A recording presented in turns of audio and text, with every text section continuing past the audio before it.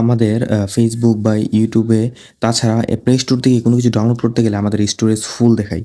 তো এই storage full কোনো অ্যাপ ডিলিট না করেই কিভাবে আপনারা স্টোরেজ মানে ক্লিন করে আপনারা যেকোনো অ্যাপ ডাউনলোড করতে পারবেন আজকের এই ভিডিওতে আমি দেখিয়ে দিব। তো চলুন ভিডিওটি শুরু করা যাক।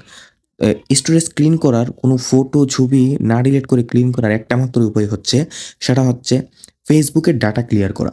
Facebook এর ডাটা ক্লিয়ার করা, শুধু Facebook এর না, Facebook এর ডাটা ক্লিয়ার করা, YouTube এর ডাটা ক্লিয়ার করা, Google এর ডাটা ক্লিয়ার করা, তারপর যাবতীয় যত দামি, দামি অ্যাপস বা রেগুলার যে অ্যাপসগুলো ব্যবহার করেন, সেগুলা ডাটা ক্লিয়ার করা।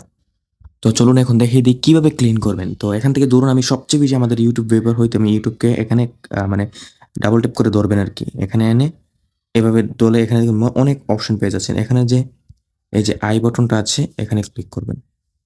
এখানে ক্লিক করার পর আপনার সামনে ঠিক এরকম ইন্টারফেস চলে আসবে। সো এখান থেকে আপনারা কোথায় ক্লিক করবেন? এখান থেকে আপনারা একটু নিচের দিকে স্ক্রল করে নিবেন।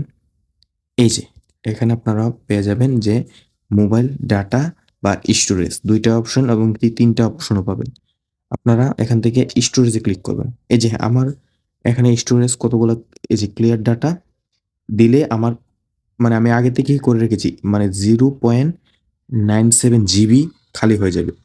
প্রায় ১ জিবি খালি হয়ে যাবে। এখান থেকে ৫ এমবি। তো এটা গেল YouTube। সেম প্রক্রিয়াতে আপনি করবেন Facebook,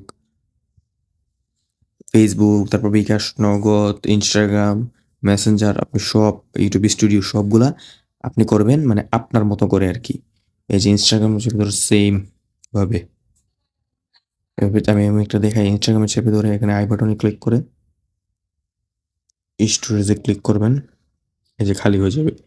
স্টোরেজে ক্লিক করে এখানে এই যে এইগুলার ডাটা আপনার খালি হবে। মানে কত এমবি গুলা আপনার খালি হচ্ছে আপনি দেখতে পাচ্ছেন কত এমবি। তো এইভাবেই করবেন। ভিডিওটি ভালো লাগলে লাইক, সাবস্ক্রাইব করে দিন।